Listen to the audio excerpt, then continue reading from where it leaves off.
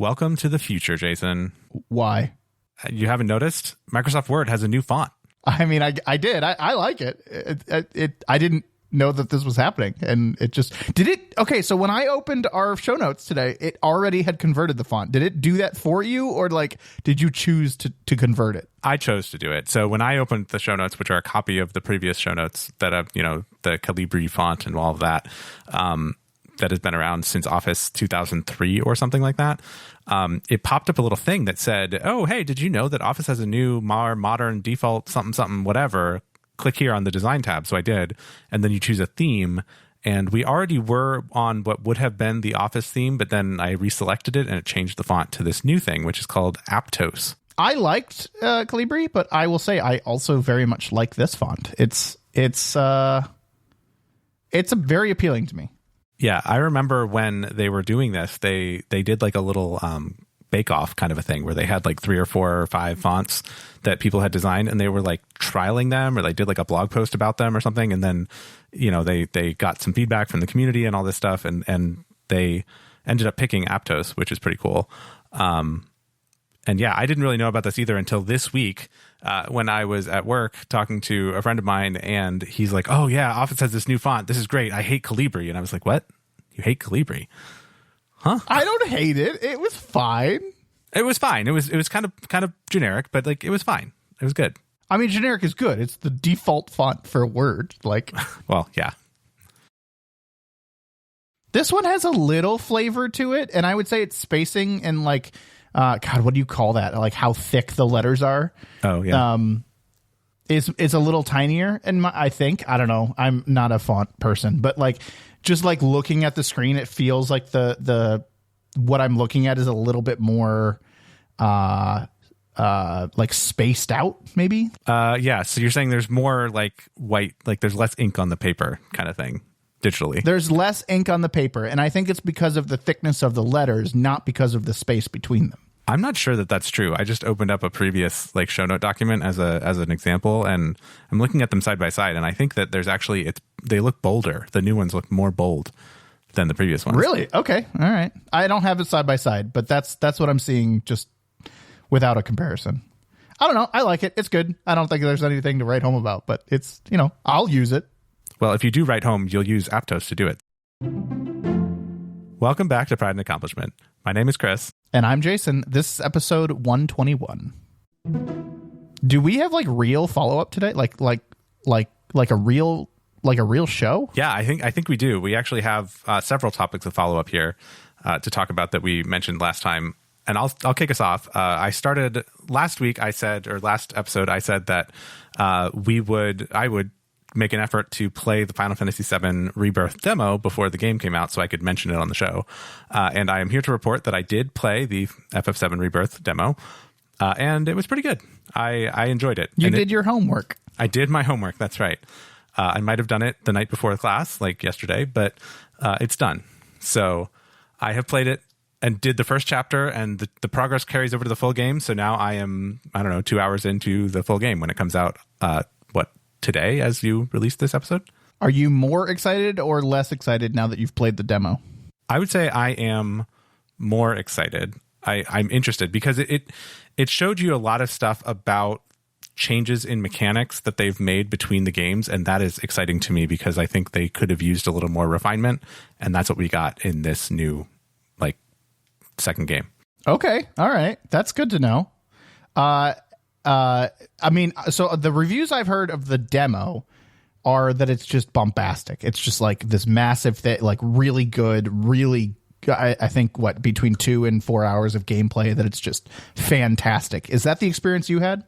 Yeah, it's really good. I'm surprised that it is the opening of the game. Like it kind of opens in a weird, like storytelling kind of a way. And it's just like all of your characters hanging out, and like Cloud is telling a story, and then it's a flashback sort of. Very well done, very cool. And it's like a story within a story. So sometimes you have like the present day versus the flashback and all of that. So it's really well done, and it's a very cool theming, a very cool framing. And I did really enjoy it, and it is very over the top, but that's kind of Final Fantasy in a nutshell. You played the interlude too, right? Yeah, I played half of that. I played the first. There's 2 chapters in the intermission DLC, and I have played one of those 2 chapters, and I beat all of the enemies in the minigame Fort Condor. Okay. Does Final Fantasy VII Rebirth take place 1 day, 1 week, 1 month, 5 years after the end of Final Fantasy Remake? Unclear exactly how long it's been, but I think it's like hours after the first game. Because they kind of like... So really rapid. Yeah. This is a continuation of the same story, which works well for me because longtime listeners will remember that I just finished Remake like 2 months ago. So I am like right on track for rolling into the next chapter of this story. Okay. I guess the only thing I am interested in is in your review of the full game. I have heard a lot of other people say that we are starting to see the strain of taking what was a 1 game story and breaking it up over 3 stories. Like you're starting to see we're really drawing it out here now. So I'm interested in your review of the full game, but I have heard that the first couple hours are just excellent. So I'm glad that you think so as well. Yeah, I mean, my understanding is that this, 2 to 4 hour thing, and I think I did take like 3 hours to play it.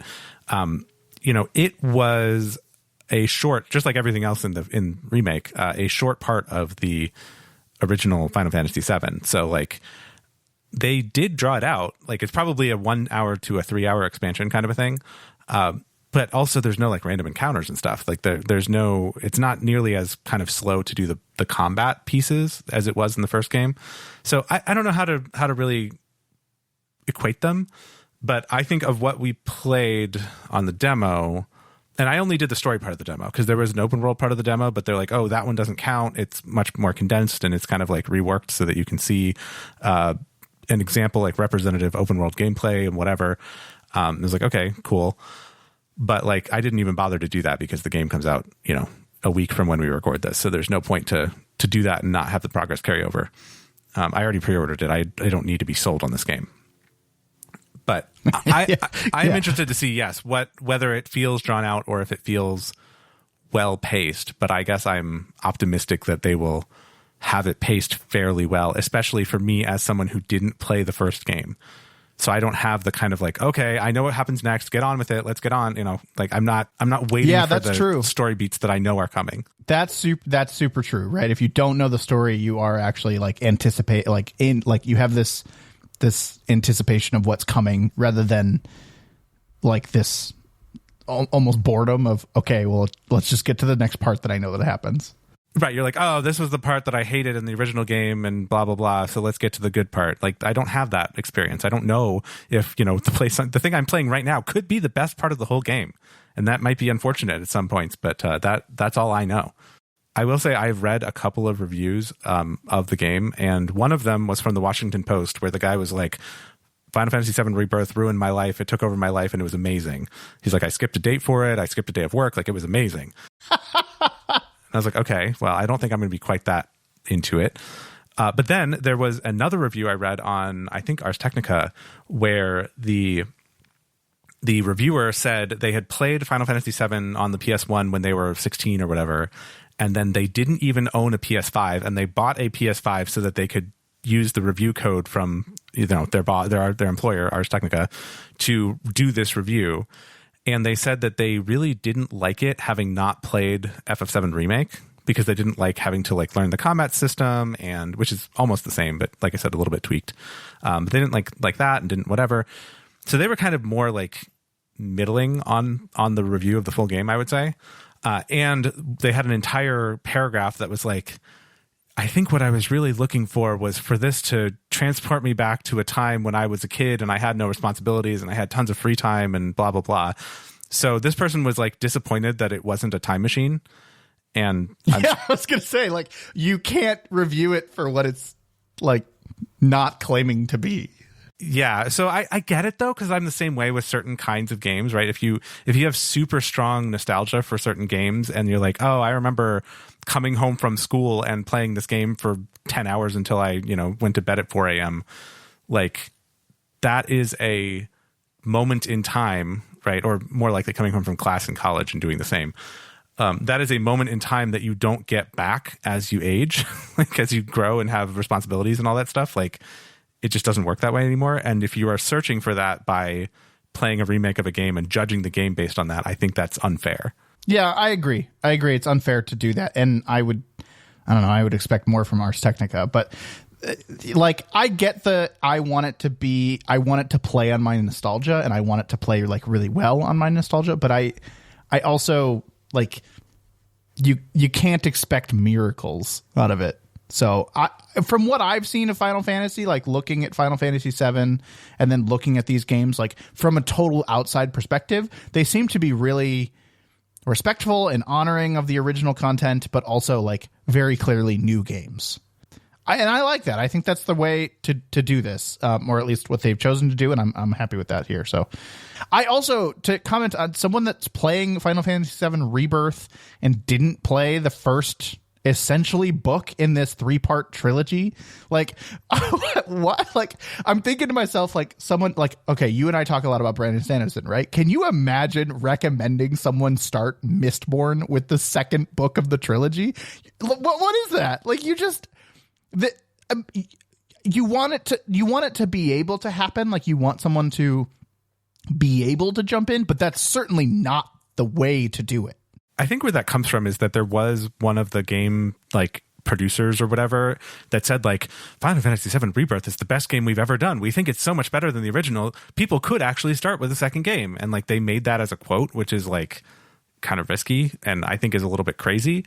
But this review proves that you shouldn't do that. And I think you're right that like you wouldn't recommend, even like, I think it's a little different because this person had played the first game all the way through. So they knew kind of the general story beats and all of that. It would be like saying, start watching the Lord of the Rings movie trilogy with the second one and never watch Fellowship of the Ring. Like, yeah, that's the kind of equivalent. Cause you could be familiar with having read the book, but like jumping in, you know, they make artistic decisions. And especially on this one, they have a ton of, my understanding is they have a ton of like extra stuff and like the relationship building and all that stuff is different than the first game that you would really have a hard time keeping up if you just jumped in the second one. Yeah. Now there is one exception in all of this, Chris, and you're not going to know it because as we've learned over the last couple of weeks, maybe not on the show, but you're not the Star Wars fan that I am. But if there is one exception to this rule, you are absolutely 100% allowed to skip episode 1 of the Star Wars prequel trilogy. The prequel trilogy. You can just go ahead and skip number 1. It's actually recommended that you skip number 1 because it throws a lot of things off. But you know, that's the one exception here. But otherwise, play the things in order. I would have planned to spend a very small amount of time talking about Factorio because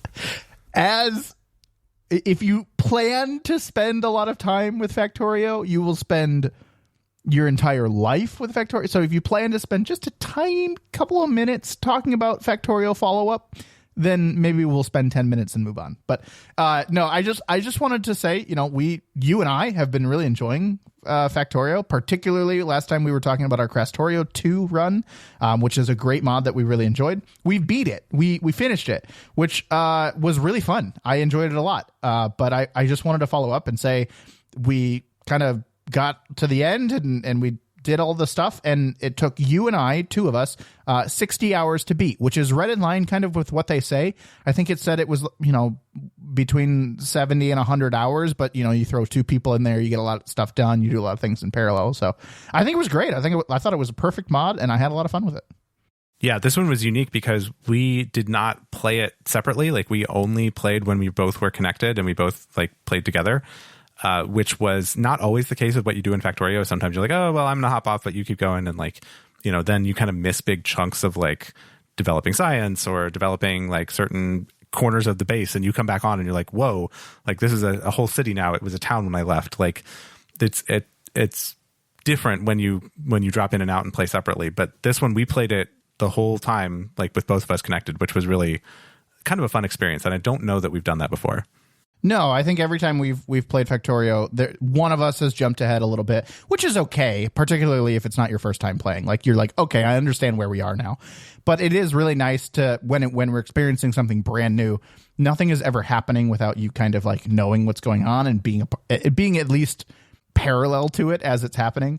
But no, it was really nice that we played this completely together, always online together when things were happening. And we played probably a little too late, couple of nights, way too late some other nights. But it was good. And I'm excited for more Factorio. I am too. And I'm really looking forward to the expansion for one.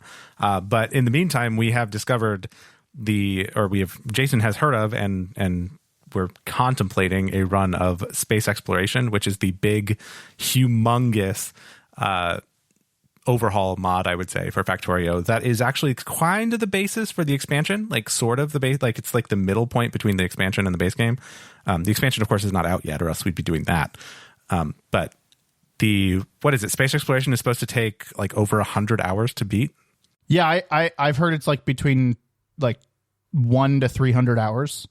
Depending on like how deep you get into it and whatnot. I think with two people, again, it cuts that time down a little bit. I hope so. But yeah, space exploration on its own is more than double the length of Crestorio 2. And then it's possible to do a K2 SE run, a Crestorio and space exploration run, which is supposed to take like forever, right? Yeah. I mean, what I read on Reddit was like a base Factorio is like 40 hours or 30 hours. Crestorio's 70 to 100. Space exploration SE is 100 to 300, and then a K2 SE run is like 800 to 1,000 hours to beat. I have a job. I don't think I have time to do that. That's like MMO levels at that point. Like, I'm surprised they don't charge a subscription. Yeah. Speaking of charging subscriptions, I have put off renewing my monthly WoW subscription for like a couple weeks because we were playing Factorio. So mission accomplished. Yeah, saved you money. You paid for money. Factorio literally probably a decade ago. Yep. The one thing that I had tried in the meantime is, Crestorio was really nice because it extended the game, and we talked about that. It extended it, maybe double the length of a normal game. And I finally got the chance to do like more trains. I don't know what it is, but like nothing hits quite like trains in Factorio. The way that the signaling works, the way that like the need to move the stuff around works, the way that the scheduling works, it just works so good in the game. And I haven't found something else quite like it. A lot of people have recommended, I searched on Reddit and some other forums, a lot of people have recommended OpenTTD, which is like city transportation planning, really old, actually a pretty old game.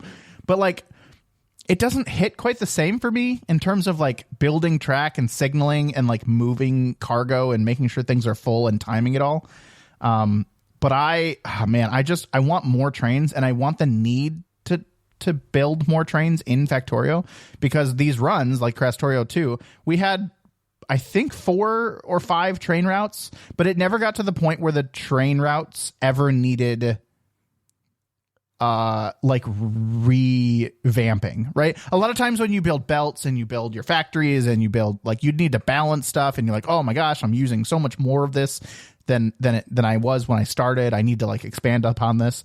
That never happened for trains, and I want to get to the point where I'm just like, I want to tear it all down and start all over, right? Like, I want to get to the point where I realize the thing I've built is not going to work, and I need to kind of completely refactor it. And that's never happened for trains, and I really want it to, because that's when like, okay, I actually have to get good at trains. So I'm a little disappointed that we didn't get there with Crestorio 2. I'm trying to find maybe space explorations will be like that. I'm not sure. But there's also no other games like that. Like, I can't find anything else that hits like that. Even though I've really been looking. I wonder if there are like mods for Factorio that make, like, I know you can do like a rail world where like things are way spaced out, but maybe there's like a mod that will make train based objectives, or like some kind of train, I don't know, equipment or something that makes it like easier or more obvious or more required to use trains, like maybe there's some opportunities there. Well, yeah. The other thing is, like, I'm not a fan of building challenges just to build challenges. Like, some people some people do some really stupid stuff in Factorio. But, like, one of the ones I've seen is someone built their bus with trains. Oh, my gosh. That's insane. Like, that's too much. It's kind of cool, though, and they just, actually, now that you say it. Yeah, I mean, it's a cool idea, but it's like, that's not the best way to do it. And that's pretty clear. I would do that. I would say I would do that if if it was possible to make it so you could cross them. You know what I mean? Like, because I would be worried that, like, by the time you get trains going fast, like, you would just die. You'd be playing Frogger to try to get across your buses because of the trains. Like, oh, you can. There's an answer for that. It's called the Spidertron. Oh, okay, all right. And you can build within it, and you can have bots within it, and you essentially like tower over the trains instead. Yeah, no, straight up, like if that's what you're looking for, you got to build yourself a Spidertron. Okay, well, I guess that's just what I know about trains in Factorio. Yeah, that's the slash god mode for trains. I have been continuing to take a look at the blog posts that they put out for Factorio, and they've released the first one of, I think, 4 planets that they're putting in the expansion. And this past week, as we record, their like Factorio Friday Facts was talking about that planet and like the fact that it has a bunch of ruins on it, and then it has a bunch of islands that are far enough apart that you can't put underground belts between them. So you have to use trains with the new like elevated bridges or whatever to get between the islands. So you can look forward to that when the expansion comes out. You'll be very proud of me. I have been reading Factorio Friday Facts since the one 2 weeks ago. So I've read the last one and I read this most recent one. So I know exactly what you're talking about. And I'm really excited for that because it showed like, even though the trains won't be going very far, trains are an absolute requirement for building on that planet. And it said like because it also said that different islands have different resources. Mm-hmm. So you can't just like set up a base on one of them and just have everything. You have to build train routes between the islands, which I was very excited to hear. I'm happy to hear that they're making them, I would say, a more core part of the game, whereas trains have, at least from what we've seen, they've always been kind of this like not required part of the game. They're a good part. They're a beneficial part, but unless you're like really getting into like late game mods or overhaul mods or like altering your base map settings to like require them somehow, trains just aren't a like critical path on the route to success or winning in a Factorio game. And that's, like I've said, that's what I play Factorio. I want to be working towards a final objective of some sort, save it, and then move on to the next playthrough. Like, I'm not going to keep playing a playthrough that I've already won. Well, it sounds like space exploration is our next step towards that final frontier. I can't wait. August, right? August is the rumor? August 2024? That's the rumor. Yeah, we're hoping August will be where the expansion comes.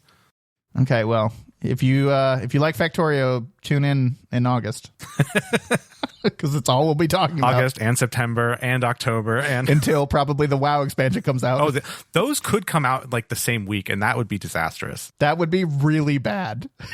Oh boy. Okay. Can I be honest with you? I know which one I would choose. Yeah, I know which one you would choose too, and I'm not sure which one I would choose. It's not World of Warcraft. I don't know what I would do.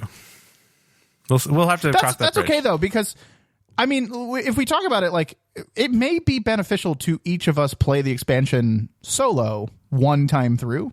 Okay. We haven't really talked about it yet, but like that is an option for us. Like, just so, you know, because I'm sure the mods are going to come like so quick after that community is so good.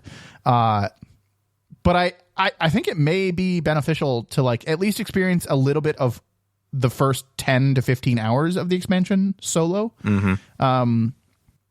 Just so we both kind of get our feet wet without kind of stepping on each other. Because with two people, you tend to split the work. Right. And you don't experience the whole thing. So if you kind of play it solo for at least the first, couple of hours, first 10, 20 hours, you get to experience everything yourself. And then as you get into late game, you're just like, I'm not doing that. And the other person is like, I love doing that. And that works really well for us. Yeah, this is trains and fluid processing for Jason and I. I'm good at fluid processing. I don't like the research stuff, the science packs. Oh, yeah, I like those. Anyway, talk to you again in August of 2024. Our last piece of follow-up, at least as far as like newsy kinds of things or things we've talked about in the past, is that last episode we talked about Xbox potentially, licensing all their games out and like the Indiana Jones game coming to PS5 or whatever, and that there was an Xbox podcast episode that was coming out the day we posted our previous episode to talk about this. And that episode did come out, and I did listen to all of it, and I think that Jason has gotten a news digest of a bunch of that as well. So I figured we should just at least mention, kind of for continuity's sake, what happened and what they actually did announce. I got all of my recap from it from SkillUp, who is this YouTube. I talk about it all the time. He last week's This Week in Gaming covered that podcast really, really well. And in that he gave, in my opinion, really good opinions of what the undertones of all of the statements were. So if you want to get his take on it, I recommend his. But I think we were pretty close in our assessment prior to the podcast that we didn't hear before we recorded last show. And I really don't think that I have, even now that things, have apparently been solidified a little bit, I don't know that we were that far off. No, I think we had it pretty well, other than I was hoping beyond hope that the Indiana Jones game might come to PS5, but I knew that it probably wouldn't, and it definitely isn't. So that's fine. Well, I would like to correct you there. At no point during any of the news releases, press releases, memos, podcasts, and did they say that it was never going to come to PS5. Yeah, but like never versus like, I don't know. I'll get it on Game Pass and probably play it on PC and probably play the whole thing on PC. So like it won't matter by the time it comes to PlayStation. That's true, but the next Indiana Jones game may. Oh, yeah. All right. Well, yeah. Right? Like they did a lot of like, I want to call it like very measured backtracking on like, oh yeah, we still have exclusives, but they didn't really they didn't really like put their flag in the ground and saying we're always going to have exclusives. It's like a core thing. And then like 4 days later, Phil Spencer came out and was like ragging on exclusives on other platforms. So again, like SkillUp did a really good job of this explaining it. But it's very clear that even though, we know what's happening now and we kind of know what the outcome of all of it is. And at least most of the speculation is gone. We said it on this podcast and it is still absolutely true. Microsoft is beyond a doubt softening the ground, kind of laying the very slow, methodical groundwork, changing the rhetoric around not being a console manufacturer anymore and being more of a games publisher and a platform for playing games. So I think that's all still true. And I still think that we are seeing the year 2 or year 3 of a 10-year journey right now. Yeah, I mean, I kind of got out from it, though, that they are planning, there is going to be at least one more like TV console Xbox thing. Like I from what I heard them say, it sounds like they are definitely planning to do that, like as opposed to, oh, Microsoft is going PC only and getting out of the, going to publisher only and all that. So I don't know. I don't know what that really means, but I think there is a chance. I don't think they're ever going to get out of it completely. I don't think that's happening. But I would not be surprised to see along this 10-year journey, year number 7 or 8, the Xbox become a cloud streaming device only. Ooh, that would be weird. Because there's been lots of rumors of that in the past, and I don't think we're quite there yet. But would not be surprised on year 7 or 8 and being like, we are not shipping you a graphics card anymore. We're shipping you a device that sits on your thing that's very similar to, say, an Apple TV or a Chromecast or a Roku or something like that streams from Xbox Cloud Gaming. I mean, we're talking Stadia here is essentially what we're doing. Yeah. But, again, like Google's always 10, 15 years ahead. They did Google Glass forever ago, right? And that failed horrifically. And now Apple Vision, well, the jury's still out there. But I think we're seeing Microsoft do something very similar where they're coming into a market that has been tried and tested and probably failed before, but they're coming at it much more methodically and slowly. And I think we're seeing year 2, year 3 of a 10-year plan here. And year number 7 or 8, we're going to see the Xbox next generation be a digital only cloud streaming thing.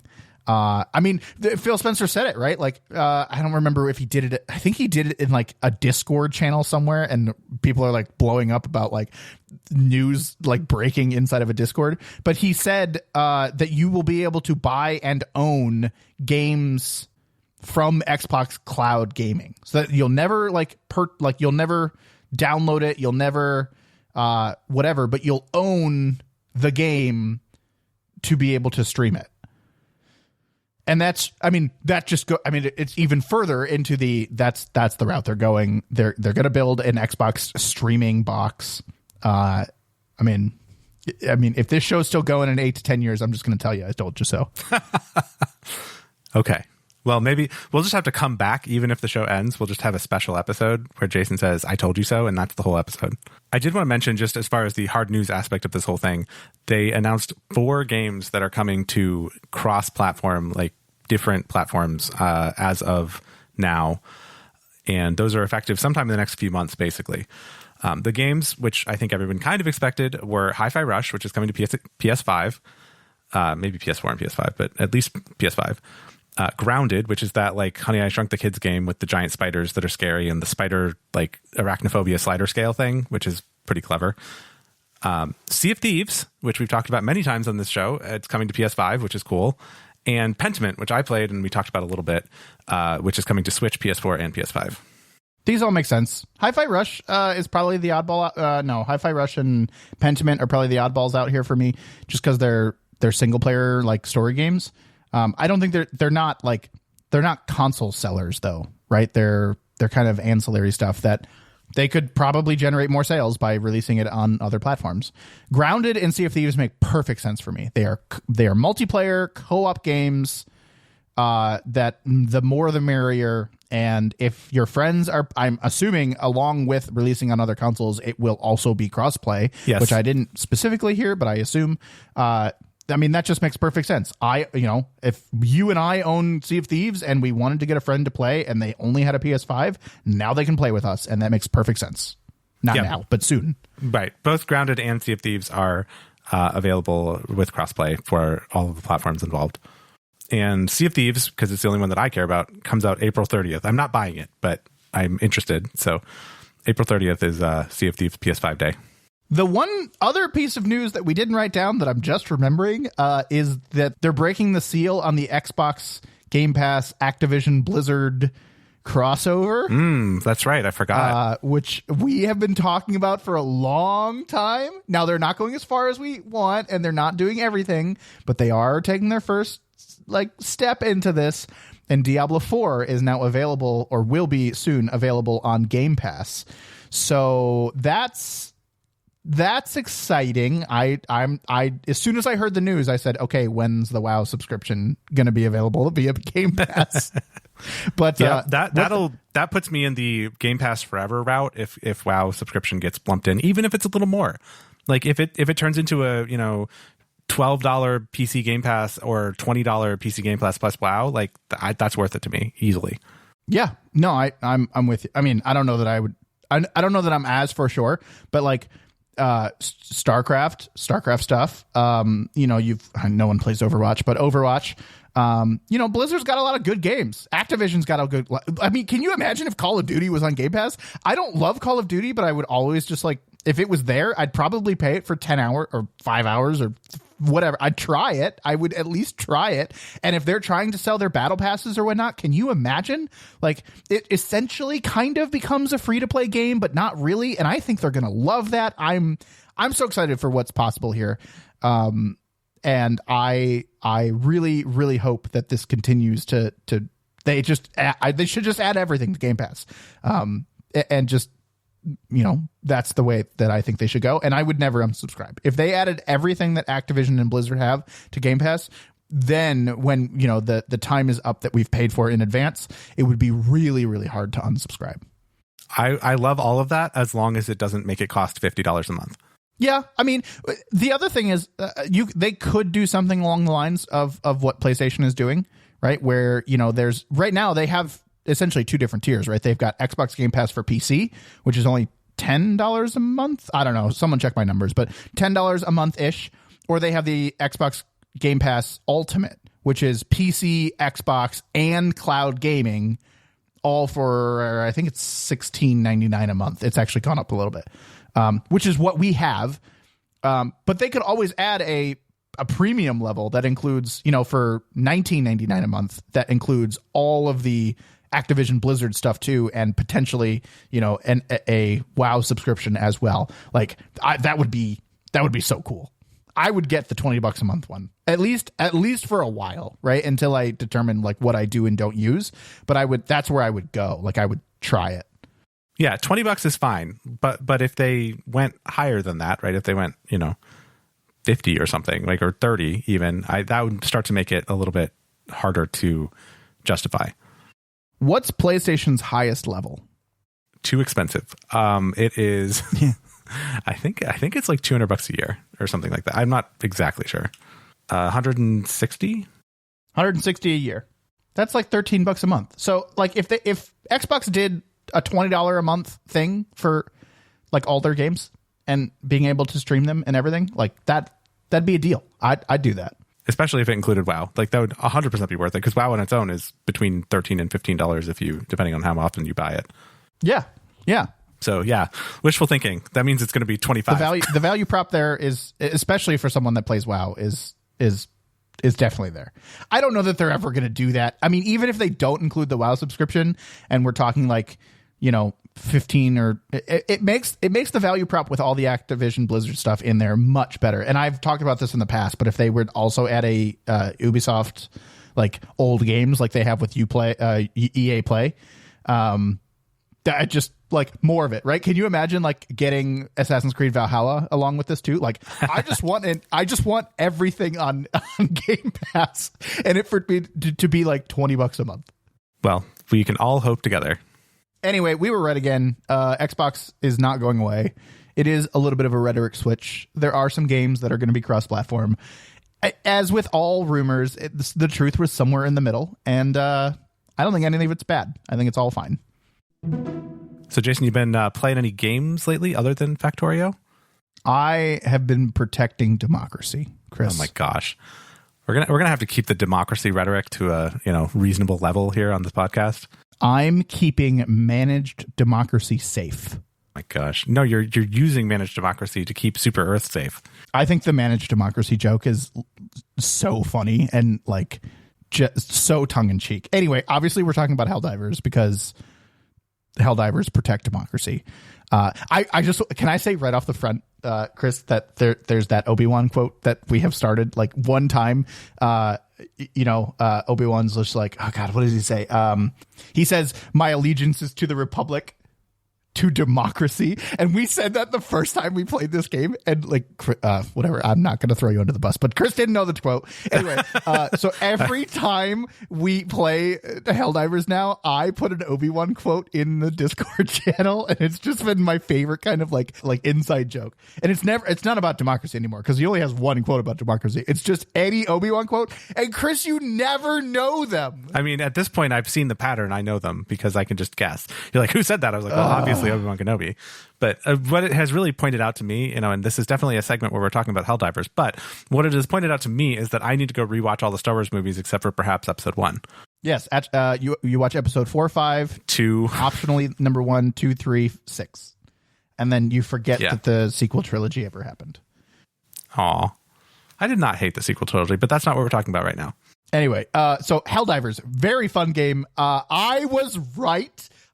I've been looking forward to it for literally months, and I was so right. I'm so happy I was so right.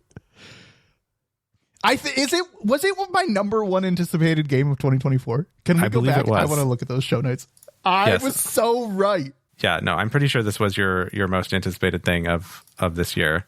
And you were right, and the developers were very, very wrong. Very wrong. Yeah, good point. That's a great segue. Because the servers died. Like, they were just gone for, I don't know, a week and a half. It was crazy how difficult it was to get into this game. Yeah. Real-time follow-up, it was my number 3 for this year, but it was still on my list. here's the thing. Everyone was really mad about it. And everyone was like, oh, man, don't they plan for scale and all of that. And what I want to say is that Chris and I are, we're both have experience in this area, a little bit at least. I have quite a bit of experience in managing a team that does a lot of scale testing, right? Our holiday season is really big. We have to make sure we can manage it and all that. We do scale testing, and we do scale testing to a certain level, right? We say, how many orders per day are we expecting at our maximum? Okay, how many per hour is that? Okay, let's add 20% and do testing for that number, right? We pick a target to go for, right? And to test for. I'm sure this team did that. I'm positive. Like any live service kind of servers running game has to have that as part of their process, right? I'm sure they did it. But let's remember something. Helldivers 1, maximum concurrent players around 10,000. 10,000. 5 digits. Which is, that's a lot of people. That's a lot of people. That's a relatively successful game. It was fine. Concurrent players, 10,000 for a, little kind of game that they built. Great game, fun. Just not a lot of people all at the same time. The first day, I think Helldivers 2 beat that in the first hour. Oh, yeah. And they are now, their latest Discord message that we have kind of seen posted, they are now capping it at 700,000 concurrent players. And I don't know that it's still, like they said, we still aren't sure that that's going to be able to be enough for the weekend that's coming up. They probably chose a testing target of around 50,000 and said, yeah, if we get 50,000 people, that'll be pretty successful and our servers can handle it. And no wonder it doesn't work. Or didn't work. Let's be fair, it didn't work because it's a lot better now. But you can definitely tell that they weren't expecting this kind of thing because of certain decisions that they had made, which they've since rectified, in that they didn't have an AFK timer for their live service always on must play online game, like multiplayer game. They didn't have a once you're connected, you have to do something every so often or else you get disconnected. So people would just be like, oh, I logged in, on Tuesday and I've been logged in perpetually with my computer on until Friday when I want to play again. And so they're taking up a slot, but they're not necessarily playing the game. And then all of us that wanted to get in, couldn't get in. And I also heard that the PlayStation, if you put your PlayStation to sleep while you were connected, that didn't log you out also. Yeah. Yeah. So it was so when they had their 400-ish thousand concurrent player limit, we couldn't get in. Like we just couldn't play. Right. And then it was this whole thing of if one person gets in, then you have better luck if you join from your Steam friends list and you'll get to bypass the login and stuff and whatever, which only worked sometimes. It wasn't super effective, but it was maybe superstitiously better than I had good experience with that. Yeah. It kind of makes sense though, right? Because each lobby, I guess, is a server running. I would kind of venture to say. So if someone already secured a lobby, why not throw 3 more people into it and let them skip the queue? Makes sense on a couple levels. But I don't know if it was intended behavior. The one that's really crazy to me is when we first played, the first day, it was actually working okay. There were a couple of hiccups here and there, but it was working okay. And one of the things they have on the screen when you're playing is when you're going to select a mission, it'll show you how many Helldivers are active, how many players are active, how many have died, how many bullets have been fired, and how many enemies have been killed. And a couple of those, yeah, all right, fine. But bullets fired. And someone made a joke in one of our Discords that said, I bet they're doing an API call for every single bullet that's fired, it's very funny because that's for scale. You just don't do that, right? You maybe send an update once a minute or something, but they did say a couple days later that those stats were part of the problem and they were not built for scale, which is just so funny to me. They didn't expect the numbers that they got. And that was one of those things that just did not scale. Yeah, that's so crazy. From an implementation standpoint, I wouldn't update the bullet count until at the end of a round. Just have the client send me, plus 2,000. Okay, got it. I certainly wouldn't be updating it any more frequently than that because nobody has any idea of what the actual amounts are. So whatever, you can. Yeah, no one really cares. You can, fudge that a little bit and make it look like it's counting up one by one by one. But what? It doesn't matter. It's all just made up number anyway. Whatever. Yes, Right, so it's right. a cool it's a cool statistic, but like, yeah, it did not matter in the end, and they've since turned those off, or maybe they've started to bring them back. But Oh yeah, they were totally disabled, at least for a time. I don't know if they're back. some people were worried. They're like, oh, all of the stats are showing zeros. Is that what's going on? It's like, yeah, they turned them off. Like, of course, it makes sense. So I feel for the developers, like I feel for the teams that have had to kind of manage all of this, because it cannot be easy to be like, oh, hey, our thing is so successful, that means you have to work 24 hours over the weekend. Like, sorry. So yeah, the point that I don't know how it works in the gaming world, but like, it was so successful, they're all going to work 15-20 hour week, whatever. Like, that's okay in my mind, as long as they get compensated for it, right? Because the game was so successful and they're having to work so hard, are they all getting bonuses? Like, because if they are, then okay, like, wildly successful game, you did a really good job, you're gonna have to work your butt off for the next couple of days, like fixing everything because so many people are playing, but like, you all have a some $1,000 bonus coming to you because of all of this, and like, that's in my mind what makes it worth it, but I don't know if that's how it works. Yeah, I'm not sure. I know the games industry is not known for the best treatment of their workers, so I'm not going to hazard a guess on that one. Yeah. Talking about specifically about the game, I am really enjoying it. I think it's an excellent co-op game, and we have talked in the past about like the friendly fire mechanics and how it all works. I will say, I think the friendly fire mechanic is very, very fun and adds a very good element to it when playing with people that you know. Yes. Like, when we're playing together and we have a group together in Discord and we throw, we accidentally kill each other, particularly when it's not like super like stressful or whatever, it's kind of funny. It's a little funny. You laugh about it, you move on, right? When you're playing with randos and they kill you, it is the most infuriating thing in the whole world. But I get it. Like, it's a part of this co-op game that requires really good communication. Back up, don't go there, I'm throwing a stratagem. Like, that I like a lot. And I think that adds a really good element to this game, because I will say we have gotten better at it as a group, whoever is playing, by calling out kind of what we're doing, what we're throwing, what we're planning. And that has generally, unless things get really hectic, has generally decreased the amount of accidental kills.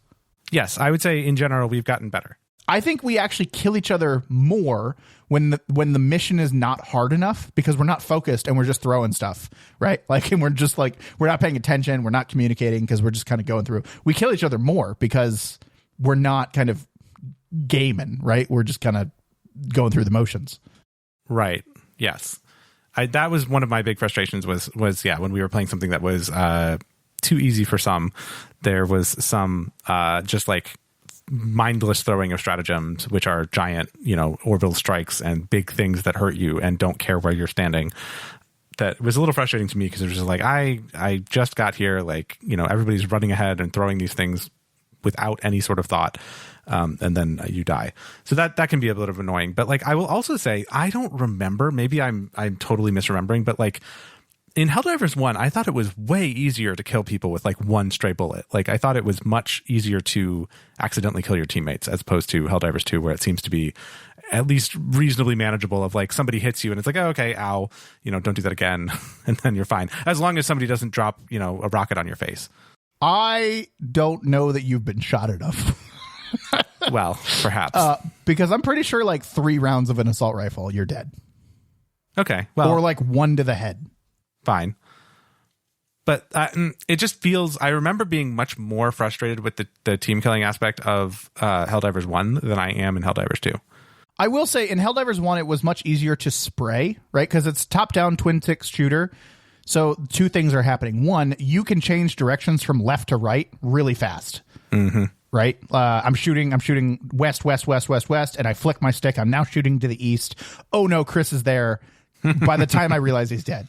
Right. Whereas in Helldivers 2, it's a third-person shooter, and there's actually a lot of weapon momentum. So like moving and readjusting and aiming, it's not as flicky, I will say. Okay. So that maybe is contributing a little bit. The other thing is there's a third dimension, right? I can shoot over top your head now. You can lay down, you can crouch, I can be on top of a building. There's a third dimension that like and when there's 3 dimensions, there's a lot more space to be in and not be in the same place as a bullet. So I think those 2 things are helpful in not dying so much to bullets, whereas it becomes much more difficult, I would say, to communicate more effectively about 3D space when you're throwing stratagems. So, I mean, there's a little trade there. And I would say we definitely die more to stratagems because, again, the view changes, right? If I'm looking to the right, I can't see the stratagem behind me. But in a top-down game, you kind of have a view of the whole battlefield. So stratagems become more apparent, but in a third-person game, stratagems aren't as apparent if they're behind you or to the side of you. So I think there's a bit of trade-off there, and I appreciate the trade-off because it's less flicky, communication really helps avoid those issues. Yeah, they also give you a little bit of time. Like they give you the little flares that show up for several seconds before the stratagem comes down, which I think helps to communicate to everyone like, hey, there's about to be a thing here. Except for in the case of the ones that have like a 2-second warm up and then good luck. Well, I was going to say some of the later game upgrades are that there is no cool, like it just happens right away. Oh boy. Enjoy it while it's there. That's maybe another like a good segue into a point that I kind of had, which was that I am, as is often the case with shooter games, because I'm not very good at shooters, or self-proclaimed not very good at shooters, not the most ambitious or enthusiastic about like pushing hard in this game. And I definitely joined 3 days ago, and you guys were playing a level 6 or 7 out of 9 difficulty thing, and I'm not even level 10 yet. Sorry, I shouldn't say levels like that, but like, there are difficulty levels that go up to 9, and then there are player levels that go up to 40 or whatever. And I was level like 7, and we were playing difficulty level 6, and you guys all had like level 12 or whatever. And so you had all of the little like drones and extra stuff, and like the team sharing buffs and all this stuff. And I'm just like there. And I felt so underprepared, and so like I wasn't even playing the same game as you guys. And that was extremely unenjoyable for me. And we ended up not succeeding at that mission, like, because I died too many times, I think. But that is definitely a challenge when playing with friends that are of different, like, skill levels or different, even just like time investment levels in this game. So that's a bit of a challenge. Yeah, I like this. I like the way that this game has done progression, but at the same time, I see your point. I would say that the curve is really steep up until level 15 or so, player level 15, just with what you're unlocking. And then even though player levels go much past level 20, you actually have unlocked the ability to purchase everything at level 20, and then past that is just earning it, right? Like earning the resources to unlock that stuff. Right. So, once you get to level 20, you have the ability to unlock everything. It's just which order do you want to do that? You were under leveled for that difficulty that we were doing. But at the same time, I think there's two things here. One, damage doesn't really scale in this game, right? When you go from level 1 to level 20, you're not doing more damage. So there's a lot of like, it's a lot like a roguelike where you're learning the game, right? You're learning the enemy types, you're learning their attacks, you're learning their telegraphs. And that happens from that progression from 1 to 20. You hate the spitters. I hated the spitters that spit acid at you. I no longer hate the spitters because I know when they're about to like do their attack, and I know how to get out of it now. Like I start to strafe. I know what the tells are. I know the telegraph. I'm very rarely hit by them now. But you still hate them. And that's totally understandable because you have, 15 less hours in this game than I do. Probably, yeah. The other thing, because damage doesn't scale, there are like essentially mechanics that you have to learn. And most of that comes in like which enemies are armored, how does the armor work, which weapons deal with the armor, which weapons go through the armor, which weapons destroy the armor, where do I have to hit the enemy in order to get rid of the armor, where are the weak points on the enemies. Like those are the things that you learn. Because damage doesn't scale, right? Your weapons don't do more damage. You have to learn the ways to kill the enemies because they're going to throw more harder enemies at you. And you have to really know how to deal with them quickly. And again, that comes with time. It comes with different stratagems. It comes with different weapons, but not necessarily ones that do more damage, that they just do a different kind of damage. And I think that's where you were under leveled, right? You didn't have a weapon that could deal with certain level or certain types of enemies that they were throwing at us really quickly. And that, you didn't have any way to protect yourself, really, as I think what happened. With that being said, the thing that to point out here is I love this game design, and every game designer needs to do this. It is still beneficial for me to go down 2 difficulty levels and play with you. I still earn stuff that matters when I play with you at a lower difficulty level. It is still important late game. Experience, requisitions, samples, all of those in-game currencies that matter, I can collect at lower levels. It matters to me at a higher level, and it doesn't...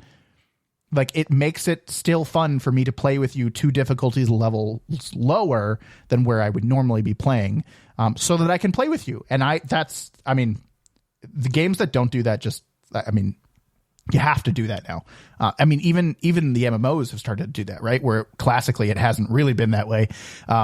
We talk about World of Warcraft, right? And how they do their upgrade system now. Even they're getting to the point where playing lower level stuff still nets you things that you can use, upgrade, albeit at a slower, maybe not as efficient rate, but it still nets you things that you can use. And that's the important part here. Right. Exactly. Which is great, because after we did that one and got obliterated, we bumped it down 2 levels, and I had a much better time, and I think nobody else had a terrible time. So I have just resolved myself to playing at times when people want to play slightly easier things, and then there's always Factorio in the meantime. Yeah. I will say I'm dying off on it a little bit. I'm not quite level 20. I'm very close. I think I'm level 18, player level 18. And I've been doing difficulty level 6. And I think I've stepped my toe into 7, maybe never beaten it. And the game, it doesn't have really long legs. But this is one of those games that I am really excited about the updates. Because there are I won't call it a limited number of stratagems, right? Those things you call down from orbit, but the variety really isn't there for me. So I've kind of gotten to the ones that I like, and I've kind of stuck with them, and I'm not really changing much. I'm adjusting a little bit based on mission type and whatnot, but I found the ones that I like. And I think this game has a lot of expandability, a lot of potential in adding new stratagems. And they've also, because I said, the game is like a roguelike, you learn the enemies, you learn the telegraphs. The game has a lot of potential in adding a new enemy type, which they've kind of already teased. So they add a third enemy type, they add new stratagems. I think that those are reasons to come back and play the game for a little bit, right? 10, 15 hours every time they have an update. And that's exciting to me because it's a co-op game that people will be drawn back into, and every 3 to 6 months maybe is the right timeline for me for that. You play for a weekend or 2, you experience the new stuff, and then you move on and you come back again later. So I think this is, we say it all the time, this is a game that we'll come back to, but I really feel it with this one, because I don't think when we say we come back to it, that doesn't mean we'll spend 100 hours in it. It means we'll spend 10 to 15 hours of it, experience the new stuff, and move on. And we won't be upset about that. We'll be happy about it. We'll have fun with it. And that's all that will be expected or needed. And that's really cool. Yeah, I'm interested to see kind of what they do with it and kind of where it goes and what kind of upgrades they put into it, and other kind of, if they do any other game modes or mechanics or playlists or, reward structures or anything like that. I think there's lots of opportunity. And once they get out from under the craziness that is these servers, there's a lot of potential. Jason, do you like poker? I think that's a really loaded question. I like the math and statistics behind poker games. That's about where I am too. I don't really like playing poker and like gambling with poker. I'm not terrible at it because I'm fairly, I guess, cavalier in playing poker, because I don't play for money most of the time. So I just, I'm willing to kind of take a risk on things that are probably not smart to take a risk on. But I don't play a lot of real poker, and that's really not what I wanted to talk about anyway. So we'll set that aside for the minute. Before you get into it, I want to preface all of this with, we're about to talk about a card game, right? Poker, card game, whatever. The thing I like about cards is the fact, and the same with GUIDs. It's really weird. It's super nerdy. The fact that like GUIDs, you can shuffle a deck of cards. GUIDs, GUIDs. Yeah. No, I know what they are, but like, why? I'm interested to see where you go with this. How are those? How are those two things connected? Right? Is that what you're thinking right now? Yeah. If you shuffle a deck of cards, the likelihood that like there is in all of the universe that order of cards has never existed before. Because there are so many combinations of orders of 52 cards, right? Same thing with GUIDs, right? GUIDs are like, the unique identifier or whatever. The likelihood that a GUID is ever repeated ever is so astronomically low, right? So that's what I like about cards is like there's just a mind-bogglingly number of different combinations that exist. And when you talk about poker, you talk about like all of these things are possible because every single time you do this, it is theoretically 100 mathematically provable, like probably totally different than ever has it been experienced ever before. And that's just really cool. With that, you get a lot of options for games. You got a lot of different card games, but you obviously have, I don't know, what you're about to talk about is a video game that uses cards. Yeah, so longtime listeners of the show will know that I like roguelike deck builders. And most roguelike deck builders use a kind of a set of cards, like Slay the Spire, for instance, uses a set of cards that is related to, all of their their gameplay, right? They have like attack cards and defense cards and whatever, but they're not like cards you can go buy at the store, right? And this game that I want to talk about now, which is called Balatro, Balatro, which is Latin or Italian or something for jester. Anyway, the game is called Balatro, and it is a poker-based game that's played with a standard deck of cards. At least the first round that you play is played with a standard deck of cards. And this game is super cool. It's a deck-building roguelike. It's got a really good loop.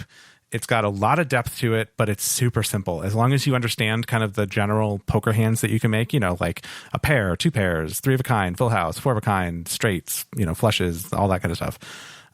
As long as you understand just the idea of like you have a hand of cards, you pick up to 5 of them and you put them in the middle as a hand, that's all you need to know to actually play this game. And then the rest of it is all just extra stuff around it.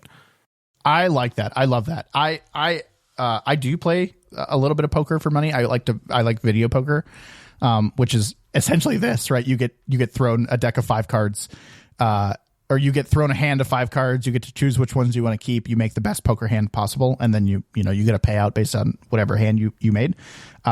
This is like I'm imagining like something like that, but in a very cool, like competitive roguelike, deck building kind of thing, which is just very interesting to me. I'm usually not a deck building roguelike fan, but you sent me this right before the show, and I will be honest, it has taken everything not to buy it immediately and try to start it up right away.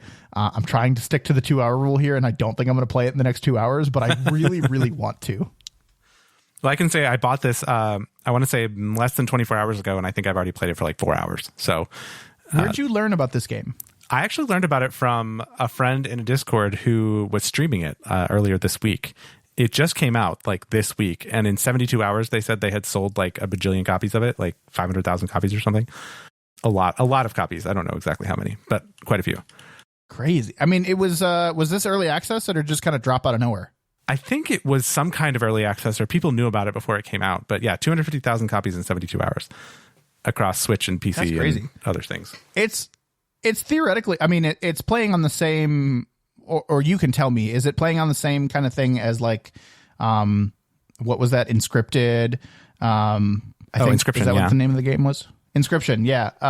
And those kinds of things. Is it like that, or is it more like, adventure-y, like, God, I'm so bad at these. Slay the Spire? Slay the Spire. Yeah. No, it's closer to Inscription in that it's a little bit more like mysterious and weird and whatever and like retro.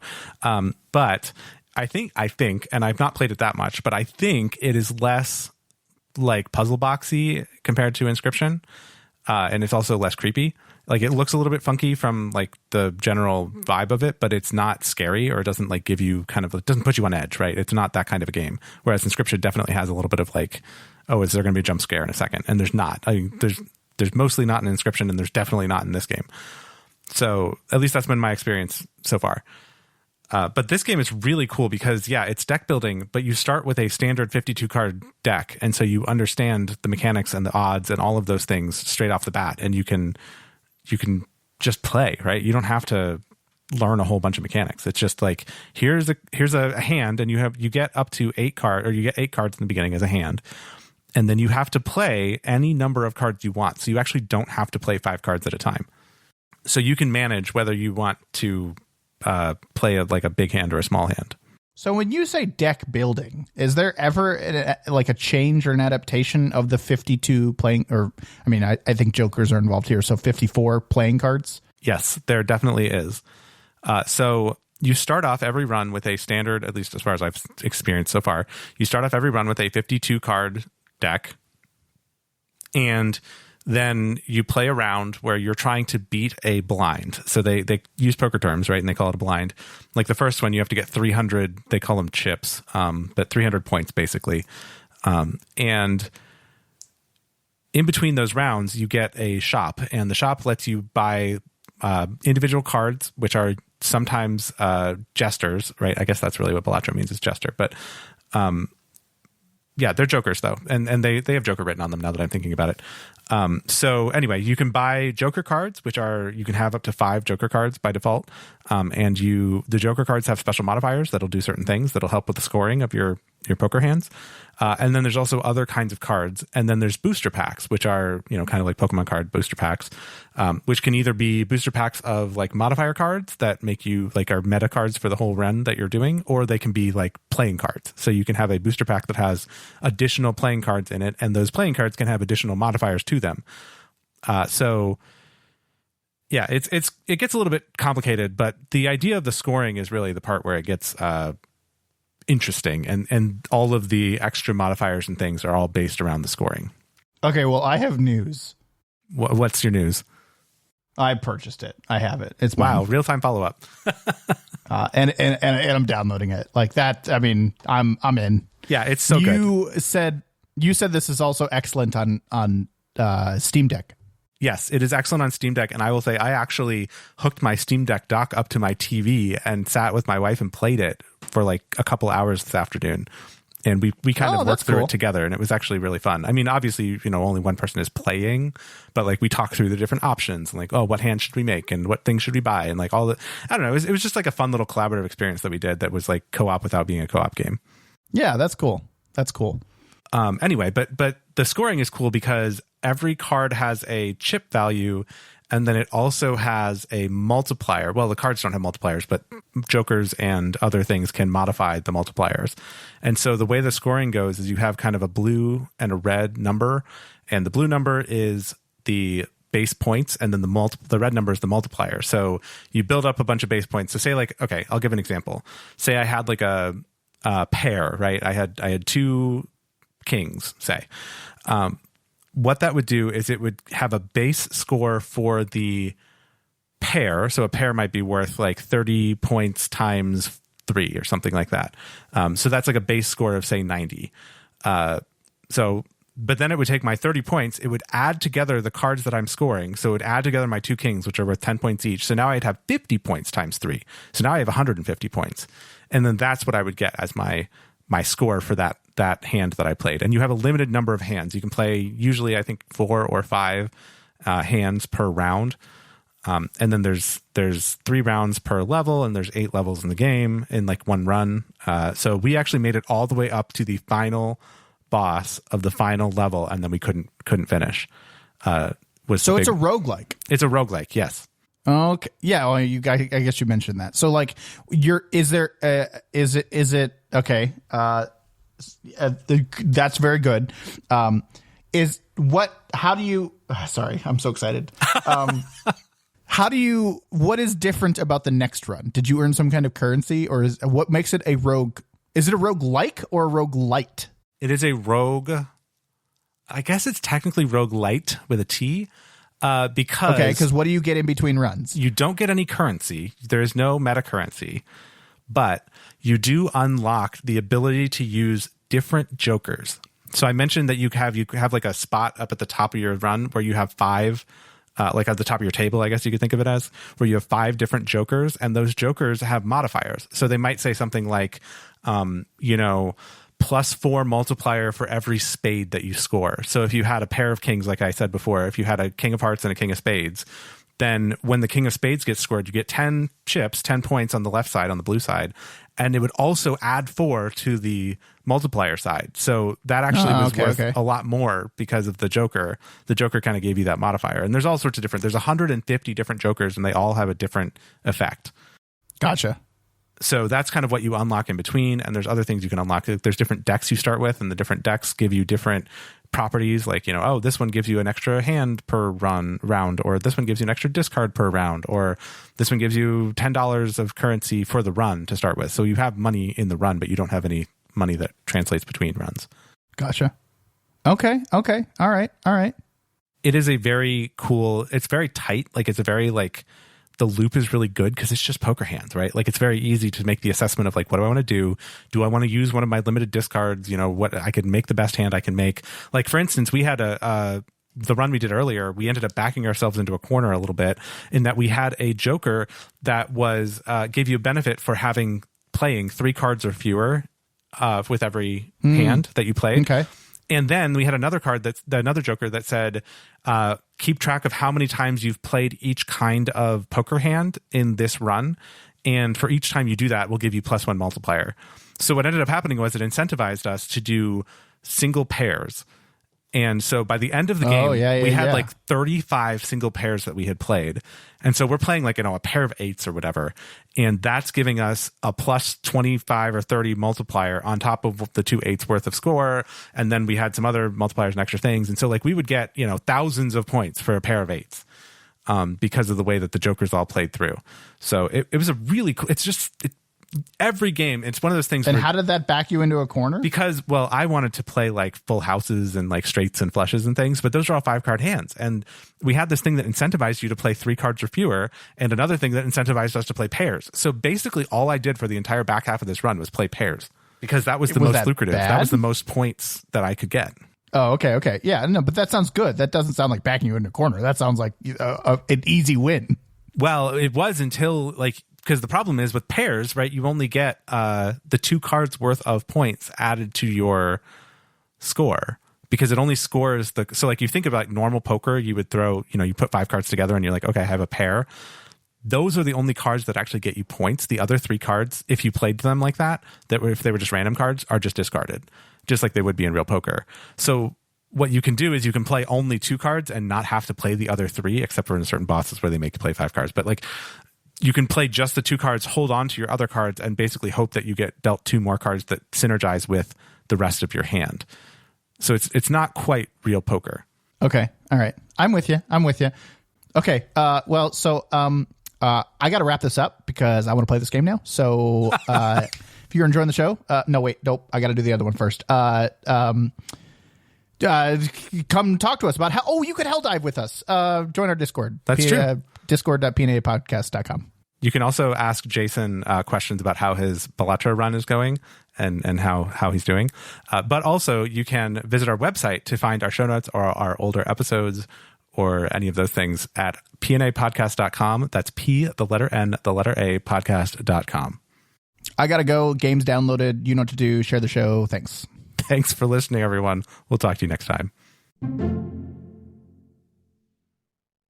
Do we even have time for a post show? We have to record a post. I know. I was going to say we have to record a post show now, but the game is downloaded, Chris. It's a 60 megabyte game. It wasn't that hard.